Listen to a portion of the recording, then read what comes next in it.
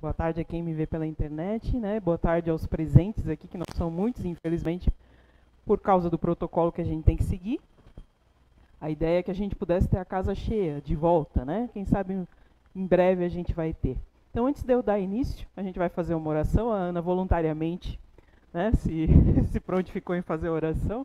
Então, vamos dar início à primeira oração com você, Ana. Então, vamos lá. Então, vamos fechar os nossos olhos, agradecendo mais uma vez. Obrigado, Papai do Céu, por estarmos todos aqui, reunidos hoje, os nossos anjos da guarda, que mais uma vez, então, iniciando esse trabalho, que possamos nos dedicar, prestar atenção, aprender, compreender, perdoar, enfim, trabalharmos todos juntos como uma comunidade que somos. Que assim seja. Que assim seja. Obrigado, Ana. Então, assim, gente, para quem não me conhece, meu nome é Rosimar, né? Nós estamos dando, qual é esse ano, qual que é a identidade? 10ª identidade. Nós estamos dando início à 10ª edição do Identidade Eterna, né? A primeira parte é sempre constituída sobre algum estudo em cima do Espiritismo, né? A gente já teve, nesses 10 anos aí, a gente discorreu sobre vários assuntos. O ano passado a gente iniciou com o estudo das revistas espíritas, né? Nós iniciamos com a Revista Espírita de 1858. Né? Então, a Revista Espírita é um compêndio de vários assuntos. Né? Aí vocês podem me dizer, tá, mas por que revista se é um livro? Porque durante o ano todo, Allan Kardec fazia a compilação de diversos assuntos, de diversas opiniões, de variadas pessoas. Né? E no final do ano ele reunia esses diversos assuntos e lançava o livro daquele ano. Por isso que a gente chama, então, de Revista Espírita. Mas eu vou explicar um pouquinho mais. Né? Então, assim, essa primeira parte é constituída do estudo da Revista Espírita. Nós acho que nós temos mais 3 títulos ainda de 1858. Um desses é Problemas Morais, que é o que eu vou falar agora. Depois acho que tem mais uns 2 títulos e a gente passa, na sequência, para 1859. Né? Isso é até legal da gente falar sobre as revistas espíritas, porque nós espíritas conhecemos muito pouco sobre a revista, né? A gente conhece o Evangelho, a gente conhece o Livro dos Médiuns, a gente conhece um monte de coisa, mas a gente vai ver que a revista espírita é uma coisa muito interessante. Né? Tem diversos assuntos. Então, assim, gente, eu vou dar início, então, falar um pouquinho sobre Allan Kardec, né? Esse famoso e importante compilador da doutrina espírita, que às vezes a gente sabe pouco dele, né? A gente sabe lá que foi Allan Kardec que compilou toda a doutrina espírita, que codificou, na verdade, né?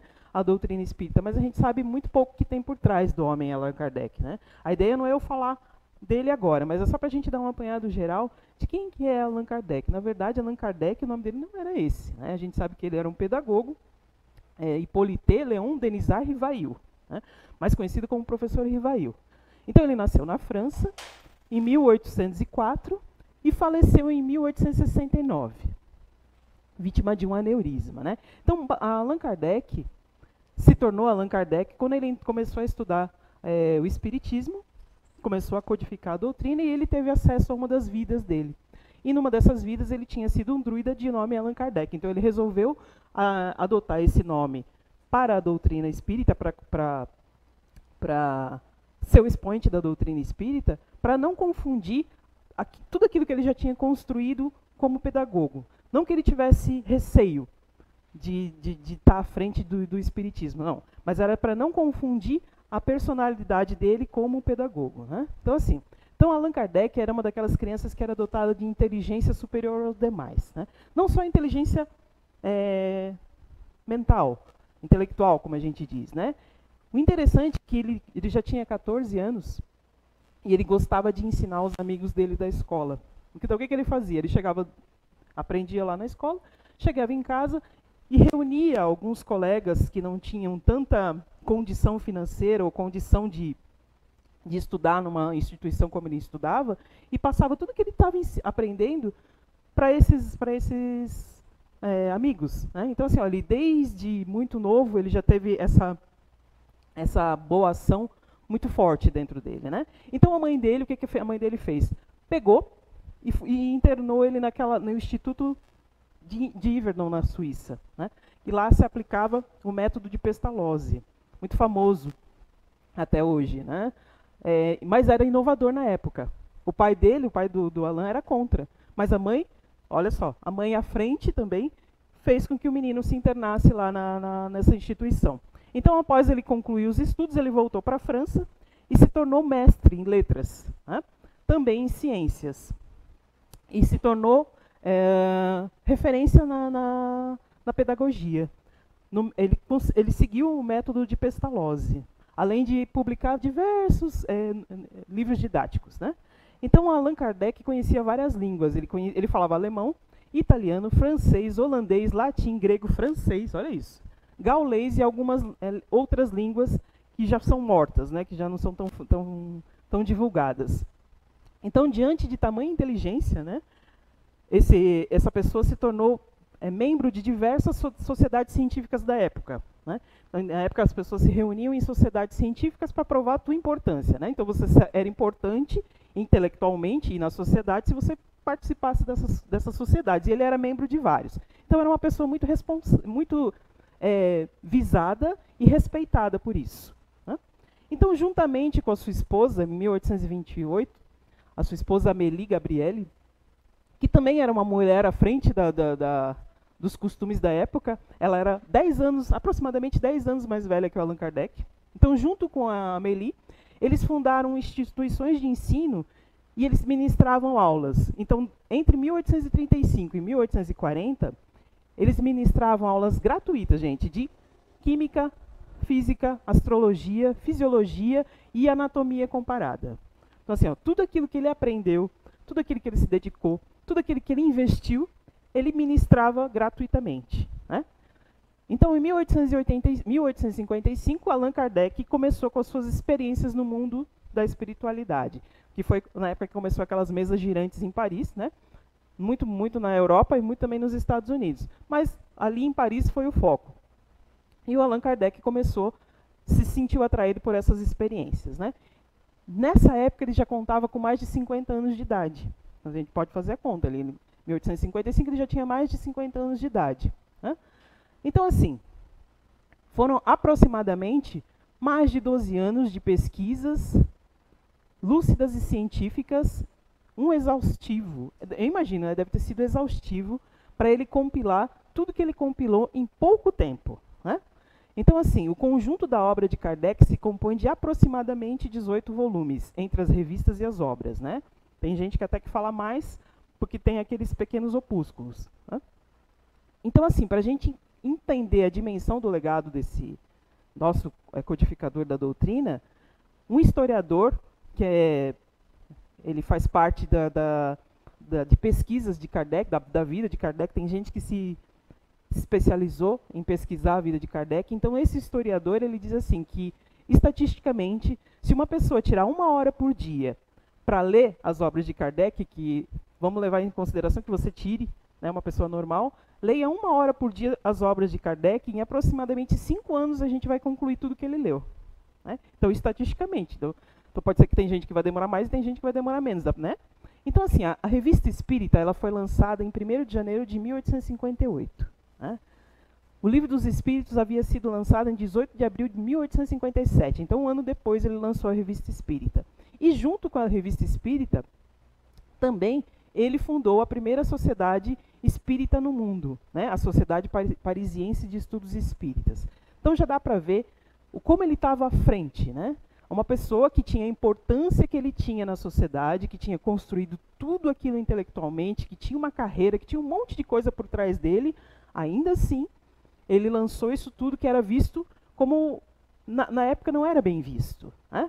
Então, assim, a revista vai ser um local onde a sociedade lá dos estudos científicos vão ter vários relatos. São relatos que vão encontrar as atas, as reuniões, os trabalhos, as pesquisas, tudo que foi feito dessa sociedade vai estar escrito e descrito nas revistas espíritas.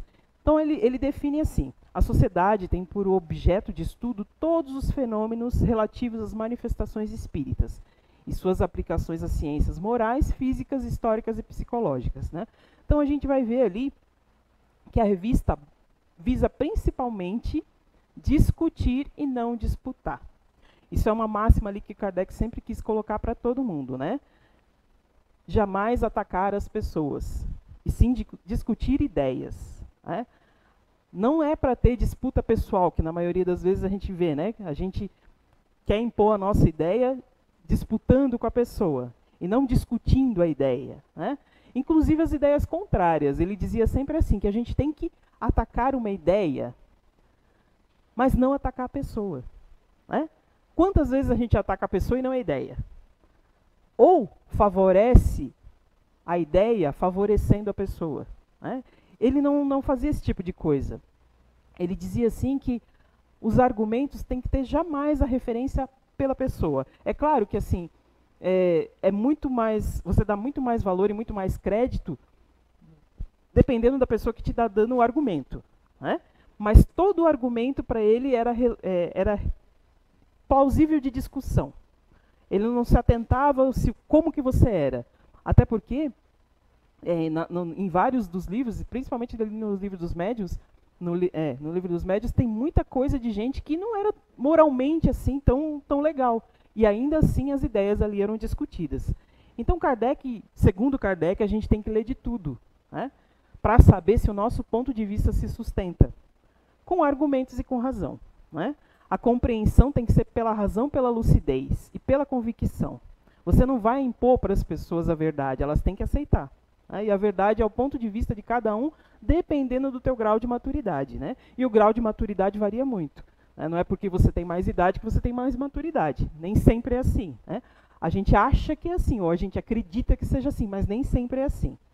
Então a revista ela foi publicada sobre a responsabilidade direta do Kardec até 1869, né? Ele desencarnou em março, né, no mês do meu aniversário, que está chegando. Vou dar uma descontraída aí para vocês saberem que é o melhor mês do ano é março, né? Os marcianos, né, Jack? Então, após isso, passou... Ai, minha neta vai nascer em março, quem sabe, né? Então, assim, após isso, ela passou a ser administrada pela liderança da Sociedade Espírita, né? Inclusive, a esposa dele ficou à frente da Revista Espírita durante um tempo, né? Então, assim, se a gente for olhar ali... se eu ligar, fica melhor, né? Se a gente for olhar ali, né? As 12 obras da Revista Espírita que o Kardec fez. Pensa, o cara fez isso tudo, é muita coisa, né? Pensa que nós vamos demorar durante 5 anos para ler tudo que ele fez em apenas 12 anos. Eu fico pensando, para você compilar isso tudo, para ele compilar, ele não aceitava uma verdade só, ele comparava várias coisas. Então pensa o trabalho que ele não fez, né, grandioso para poder fazer um negócio desse. Então tá lá. Quando a gente fala do Pentateuco kardeciano, a gente está se referindo a 5 obras básicas, né? Provavelmente vocês já devem ter ouvido falar no Pentateuco kardeciano. Está se referindo a 5 obras básicas, né? A primeira delas é o Livro dos Espíritos, lançado lá em abril de 1857, que é a parte filosófica da doutrina, né?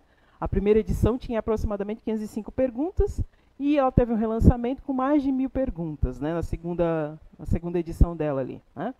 Então ali ela se divide em 4 partes, se a gente for dar uma olhadinha ali. As causas primárias, o mundo espírita ou dos espíritos, as leis morais, esperanças e consolações. Esse livro ali ele é composto de perguntas que Kardec faz aos espíritos superiores, né? O que é Deus? Da onde que a gente veio? Para onde que a gente vai? O que a gente está fazendo na Terra? Né?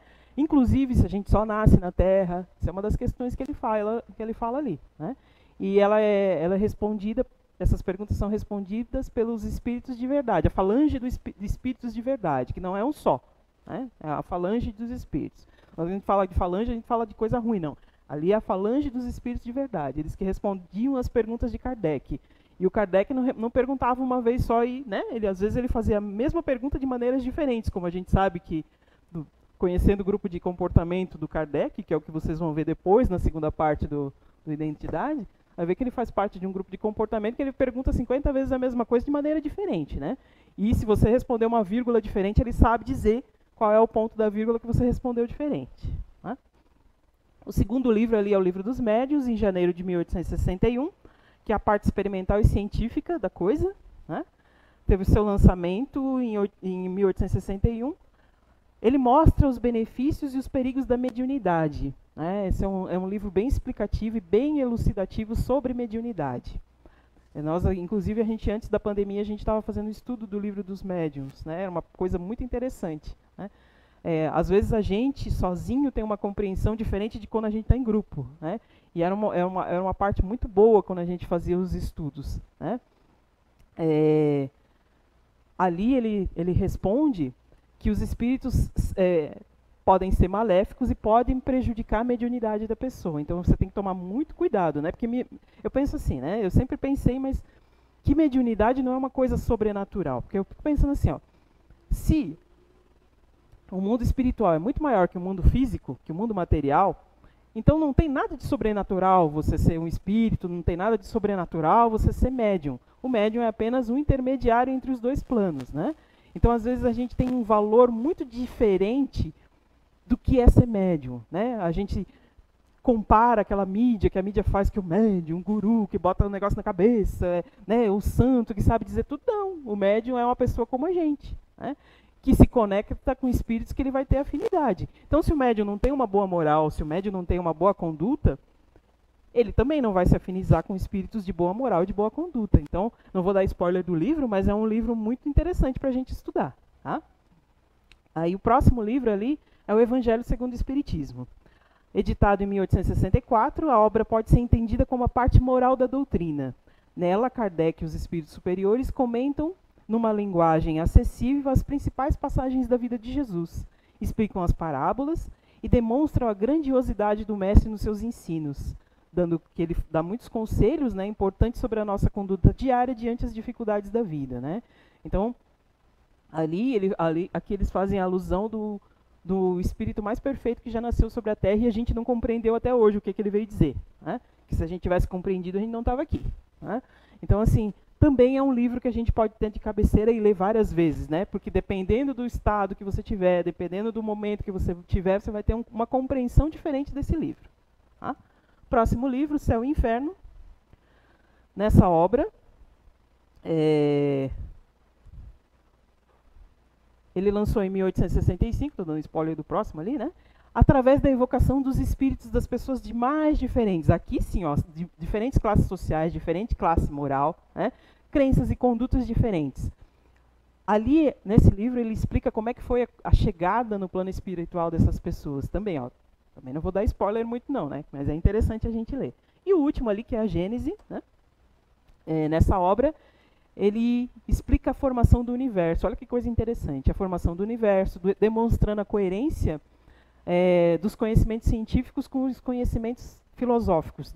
Despido daquelas alegorias que a gente tem, né? Adão e Eva, a maçã e bababá, né? Se a maçã fosse boa, não era, né, não dava tanta gastura quando a gente come, né? Só gosta de maçã do amor, só. Mas né, o resto... Né? Então, assim, a gente faz toda uma alegoria em torno das passagens bíblicas, e nesse livro ali, ele vai fortalecer a nossa fé, tirando toda essa alegoria, né? Então, muitos de nós entram na doutrina espírita através do quê? Através dos romances, né? Aquelas novelas. Teve uma novela muito boa que muita gente entrou na doutrina espírita depois que viu aquela novela Viagem, né? Eu lembro que eu era bem adolescente ainda quando estava passando, né? Então, assim, não é errado. Não é errado a gente ler romance, até porque todo romance vai ter um fundo moral, né? Ele não fala só do romance, ele tem um fundo moral. Mas é interessante também a gente saber as obras que codificaram a doutrina, as obras básicas, a literatura básica. Não é uma leitura... A maioria de nós fica, mas é meio chato, né? Não é chato, não. Quando você começa a compreender, né, não fica chato. Né? Então, assim, ó, você não precisa ler na ordem que a gente está falando ali, mas vê naquilo que você tem mais afinidade, pelo menos dê uma olhadinha. Né? Então, assim, um dos livros que Kardec sempre coloca ali para a gente entender mais facilmente o que é o Espiritismo é esse aqui. Ó. O que é o Espiritismo? Olha o que ele diz ali. Ele é um resumo não somente útil para os iniciantes, que nele poderão, em pouco tempo, sem muito esforço, aurir noções essenciais, mas também para os adeptos. Ele fornece meios para responder às primeiras objeções que não deixam de fazer. Né? E, de outra parte, aqui encontrarão reunidos, em quadro restrito, sobre o mesmo exame, os princípios que jamais a gente deve perder de vista. Então, assim, ó, o que é o Espiritismo? O Livro dos Espíritos, o Livro dos Médiuns, a Revista Espírita, lá no capítulo se eu não me engano, capítulo do Método, no Livro dos Médiuns, Kardec faz alusão de como quem adentra na doutrina espírita pode começar a estudar. Né? Esse é o ponto que ele dá, essa é a sequência que ele acha como codificador, que é mais fácil da pessoa ter uma compreensão melhor. Né? Então, muitos acham que a revista espírita não faz parte das obras. Não, ela faz parte, sim, das obras doutrinárias. Né? É uma fonte de manancial incrível, porque é muito variável. Né? Porque cada um daqueles livros ali tem mais ou menos um assunto específico, não pode muito fugir daquilo. Né? A revista não. A revista exatamente não é uma coletânea de coisas diferentes, né? Assuntos diferentes, esse é o objetivo da revista espírita. Né? Então, toda essa introdução que eu fiz ali, né? Até porque, assim, muita gente chega pela primeira vez, né? Muitos estão vindo novamente, mas muita gente está acessando a gente, vendo a gente pela primeira vez, e precisa entender um pouquinho como é que a gente vai fazer o nosso trabalho. Né? A primeira parte não vai ser sempre eu, né? Cada vez vai ser uma pessoa diferente, que vai vir expor.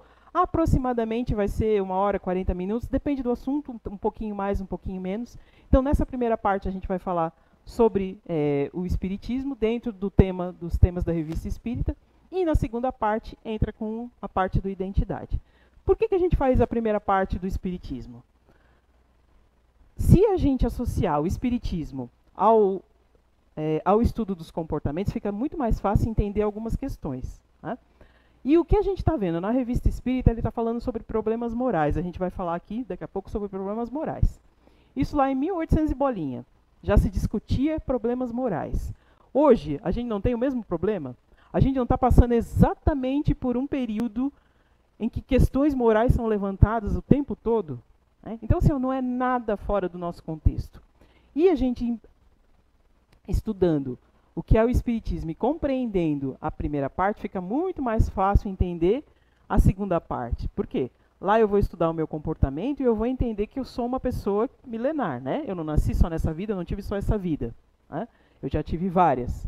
E nessas várias vidas eu fui várias personagens. Né? Se a gente for olhar a história da humanidade e ver que nós encarnamos aqui na Terra, talvez a nossa história não tenha sido tão legal. Né? Porque não é a história da humanidade, é a nossa história. Né? Nós participamos disso.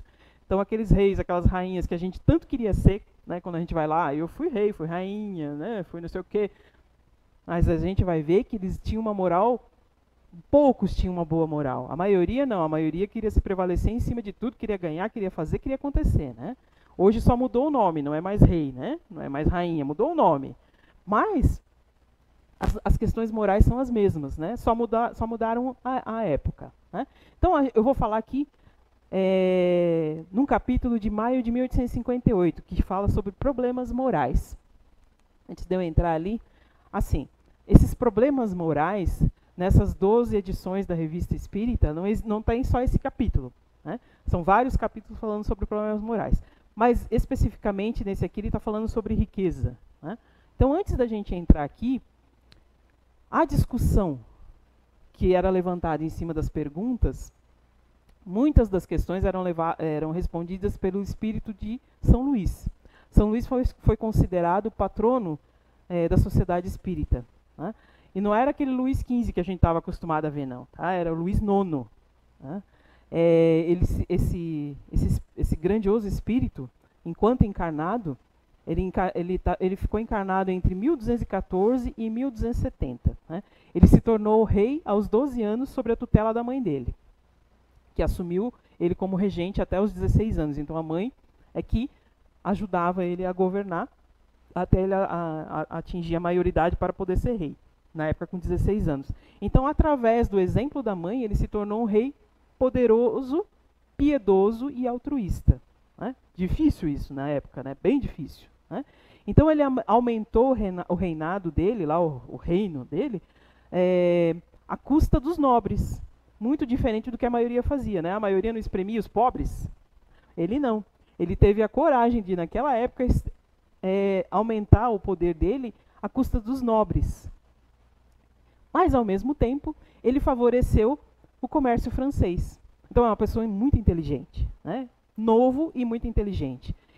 Mas ele evitou também os abusos que eram administrativos, que eram muito comuns Aí vocês vão dizer, isso não acontece hoje, né? A gente não favorece um amigo, não põe um parente, não põe um colega, né? Não tem aquele QI, né? Que a gente fala, não é o QI de inteligência, é QI de quem indica, né? Quem indica, entra, né? Então, tinha muito isso na época, né? Então, ele meio que cortou esse negócio lá no parlamento da época, né?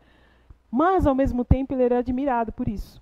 Então, os súditos dele o admiravam por essa imparcialidade, né? Que ele conseguia administrar, e, ao mesmo tempo, os nobres da época o admiravam porque ele favoreceu o comércio. Então, assim, o cara conseguiu dar nó em pingo d'água na época, né? Então, assim, ele teve uma vida impecável. Para você ver, né? Se você tem uma vida reta, quando você passa por outro lado, é essa vida reta que você vai ter.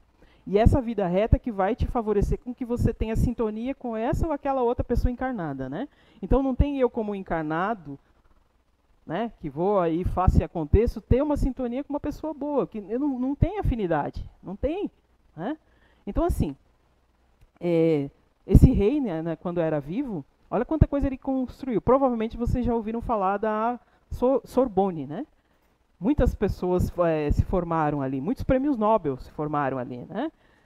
Naquela época, 1200 e bolinhas, ele fez um hospital para cegos. Na época, o que a gente fazia? Se não era perfeito, se não era normal, escondia da família, né? Ele não, ele formou um hospital para cegos. Mas ele também gostava das artes. Ele entendia que não há evolução sem arte.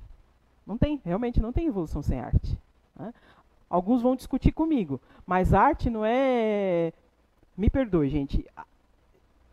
Tem que ser uma coisa legal, né? Você não tem como você fazer...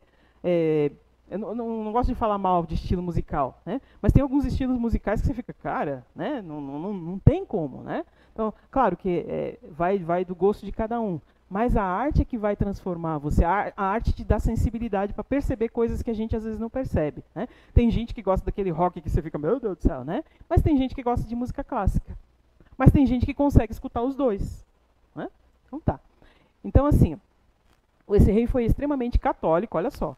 Curiosidade, ele era católico, mas ele era, depois de falecido, patrono da sociedade espírita. Tá vendo como o plano espiritual não tem bandeira religiosa, né? Então, assim, ele foi considerado santo na Igreja Católica, inclusive foi canonizado, né? Então, mas ele foi um dos espíritos que participou ativamente ali do processo da codificação da doutrina espírita, né? O papel de São Luís ali foi bem decisivo. Então, para a gente ver, né? Uma pessoa de conduta reta, aliada a um espírito de conduta reta, né? Podia realmente sair uma grande coisa, né? Vão ser 4 perguntas que tem nessa passagem dos problemas morais, né? Aí a gente vai ver, ó, foram lá em 1858. Vamos ver se isso tem a ver com o que a gente está vendo hoje. Vamos lá. Acompanhe aí. De 2 homens ricos. O primeiro nasceu na opulência e jamais conheceu a necessidade. O segundo teve a fortuna ao próprio trabalho. Ambos a empregaram exclusivamente na satisfação pessoal. Qual deles é o mais culpável, né? São 2 pessoas ricas, né? Uma nunca conheceu a necessidade, né? Nasceu ali na riqueza, o outro não, trabalhou bastante e conseguiu juntar dinheiro. Só que viveram exclusivamente para satisfação pessoal. Não olharam para o próximo, não perceberam o próximo, não aplicaram em conhecimento de si, não aplicaram na evolução de nada. Só usaram o dinheiro para satisfação, né? Compraram muitos tênis, bolo de chocolate, tipo assim, né? Então vamos lá. Resposta. O que conheceu o sofrimento. Ali está perguntando qual deles é o mais culpável disso, né? O que conheceu o sofrimento, porque ele sabe o que é sofrer. Não tira a culpa daquele outro, não tira, mas ameniza um pouco. Vamos dizer assim, ó, sempre é dito, né, que quem mais sabe é mais cobrado. Isso realmente é verdade. É por isso que muitos, quando começam a perceber que você entra na doutrina espírita e você é responsável por você não bota na mão de ninguém, não tem como botar, olha, meu probleminha lá na sacolinha na frente do Marcelo, que ele não vai resolver, ele pode me ajudar. Ele pode dar meios, ferramentas, conselhos, me incentivar, ficar do meu lado, mas quem vai resolver a decisão vai ser sempre minha, né? Então, assim, quem conheceu o sofrimento e é alheio ao sofrimento do outro, não é mais culpado? Eu sei o que é sofrer, eu sei o que é passar necessidade, eu sei o que é passar privação. E hoje estou numa situação melhor, mas eu não quero saber do outro, porque eu conquistei com o meu trabalho. Mas se a ideia não é aqui a gente vir para melhorar, e a gente só vai melhorar se o mundo melhorar, e se o mundo melhorar só vai melhorar com a nossa ajuda, não faz muito sentido, né? Eu viver no meu mundinho, no meu ostracismo, olhando o meu umbigo só, né? Isso é uma questão de 1800 e bolinha, e que hoje a gente ainda discute, né? Então, assim, não tira a culpa daquele que nasceu na opulência, que viveu só de viver, mas aquele que teve o conhecimento do que é passar necessidade, do que é passar privação, do que de repente passar fome, né? Quantos aí, a gente às vezes vê a pessoa com um carro, com uma casa, com isso, mas não sabe o que está lá dentro passando na vida, né? Essa semana que passou, acho que foi, né? Passou, eu fiz uma palestra lá em São João Batista e eu me lembrei de uma história quando eu era pequena. Acho que eu tinha uns 7, 8 anos na época. E uma semana minha mãe me levava eu e minhas irmãs de carro, e outra semana era a mãe de uma amiga nossa que levava, né? E essa nossa amiga, ela era bem magrinha, mas magrinha, bem magrinha, assim, sabe? Pica-pauzinho bem magrinho. Mas ela não era magrinha porque ela tinha a constituição magrinha, que tem gente que é um demônio, né? Que come tudo e é magro. Mas ela era magrinha porque eles comiam arroz com ovo há mais de 5 anos. Aí eu sempre fui muito observadora, eu escutei a minha mãe conversando com a mãe dela, né? Que eles comiam arroz com ovo para manter a casa, que era grande, eles tinham uma casa enorme, realmente, uma casa super enorme, para manter não sei quantos carros que eles tinham. A gente estudava em colégio particular, que até hoje eu não sei que raio que minha mãe fazia, para manter a gente em colégio particular. E para manter a vida social que eles tinham. Então eles tinham uma vida social fora, mas dentro eles passavam miséria, comiam arroz com ovo, né? Então, assim, a minha lancheira era muito mais gordinha que a dela. E eu nem comia, porque eu não gostava de comer de manhã. Às vezes eu dava o meu lanche para ela. Então, assim, ó, tá vendo como às vezes a gente vive uma vida que não é nossa, né? Quando eu estava lá, eu me lembrei desse caso, né? Aí a segunda pergunta que eles fazem ali, né? Aquele que acumula continuamente, sem fazer o bem a ninguém, terá uma desculpa aceitável na ideia de acumular para deixar bastante para os seus filhos, né? Então você trabalha, o que a gente faz, né? Vou trabalhar bastante para deixar bastante riqueza para os meus herdeiros, né? Os herdeiros que lutem, né? Porque eu lutei também. Então, assim, tem muita gente que tem essa ideia, né? De acumular bastante para deixar para os filhos e às vezes cria mal, né? Porque sempre diz, né? Que você não tem que dar o peixe, você tem que ensinar a pescar, né? Essa semana foi a semana dos Remember, né? Não sei o que eu estou tendo. Eu estava tendo uma conversa com a minha filha e a gente estava falando sobre estudos, né? E quando ela chegou no 2º grau, é aquela idade de aborrecente que quer só comer e dormir, né? E eu trabalhava o dia inteiro, estudava à noite, e via aquela adolescente se arrastando, né? Cheia da preguiça. Eu pensei, cara, tu vai estudar. Ela tinha que passar a estudar de noite, é uma época que tinha que estudar de noite. Eu falei, tá, mas aí você passa o dia inteiro dormindo? Não, vai fazer um curso técnico. Para ela foi um pau da goiaba aquilo. Ela reclamava um monte, que ela tinha que estudar, que não sei o que. Eu falei, olha minha filha, tem que estudar, mas eu estudo, trabalho, ainda chego, arrumo a casa, arrumo as tarefas de vocês. Então, assim, ó, a gente tem que dar exemplo não só cobrando, mas a gente tem que dar o exemplo fazendo, né?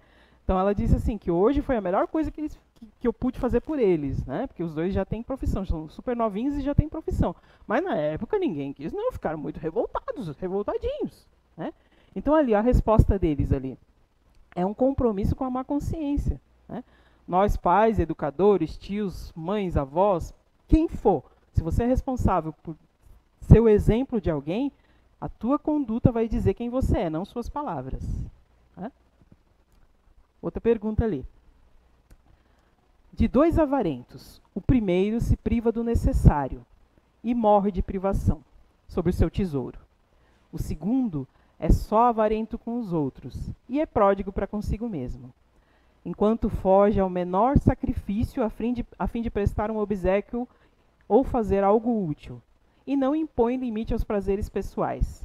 Aborrece-se quando lhe pede um favor, e quer se entregar aos seus caprichos, que nunca faltam. Qual deles é o mais culpado? Qual é o mais culpado e qual deles terá o pior lugar no mundo dos espíritos? A resposta: o que goza, porque o outro já recebeu a punição. Recebeu entre aspas, né? Fica pensando, né? Você, poxa, consegue um monte de coisa e se priva de tudo para poder ter dinheiro, né? Era o caso dessa minha coleguinha lá, né? Se privava de tudo em nome lá da família deles, né? Se privava de tudo em nome do dinheiro.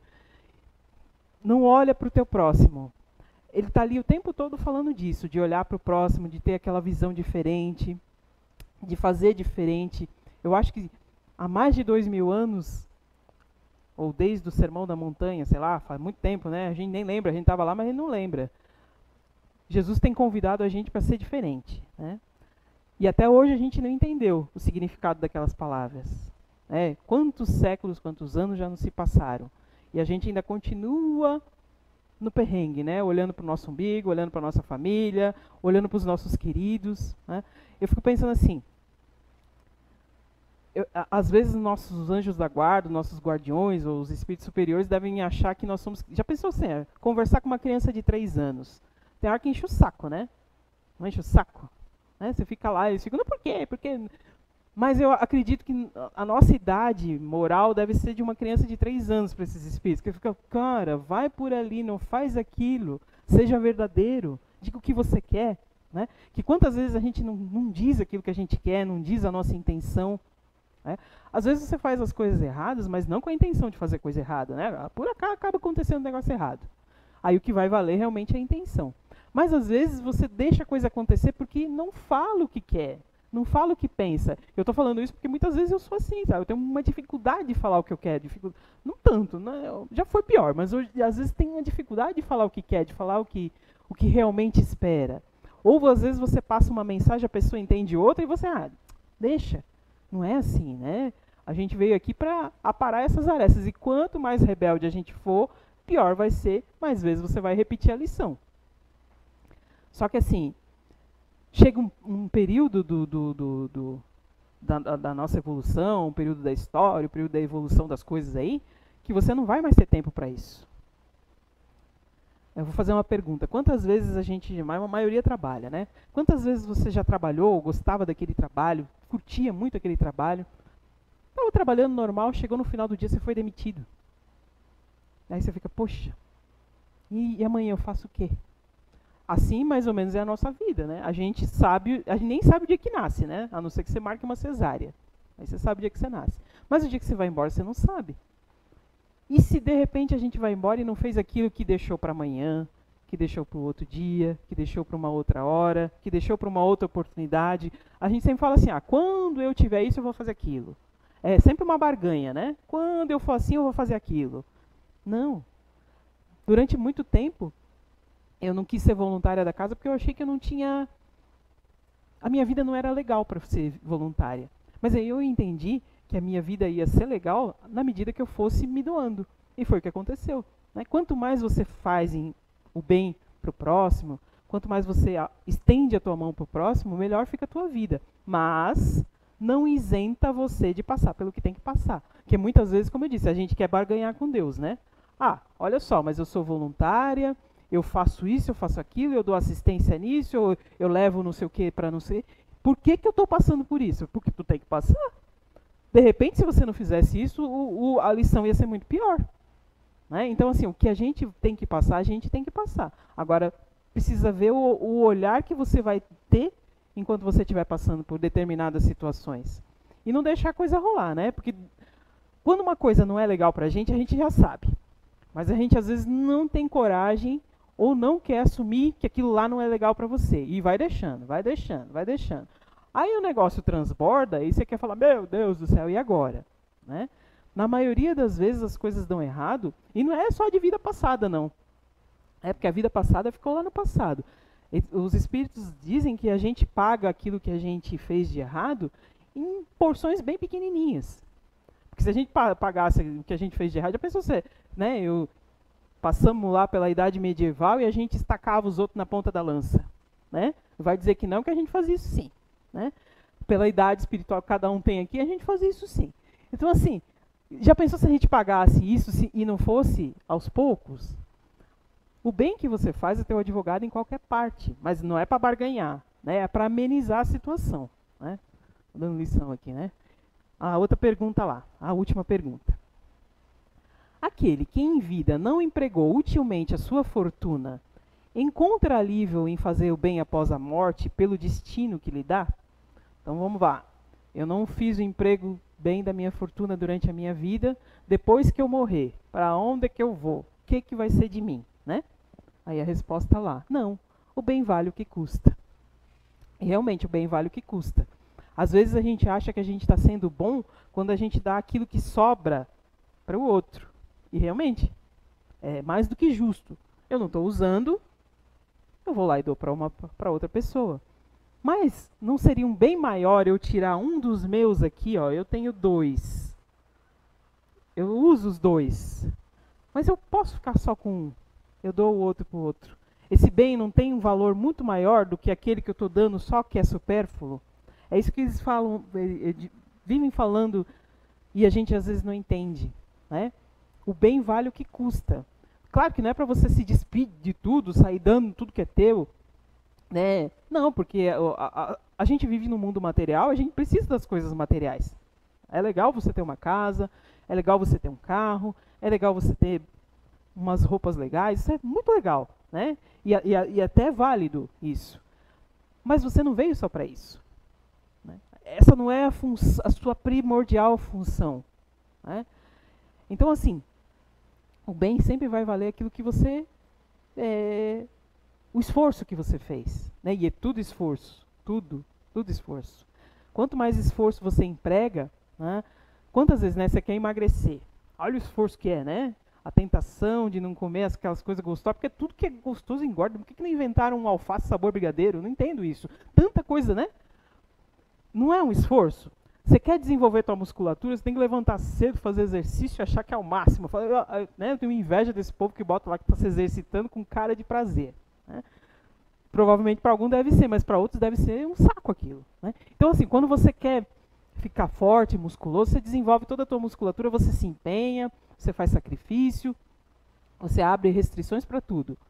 Mas por que para a nossa moral a gente não faz isso? Né? Por que a gente não faz isso? Por que a gente não abre mão de algumas coisas que a gente gosta, que a gente sabe que faz mal para a gente?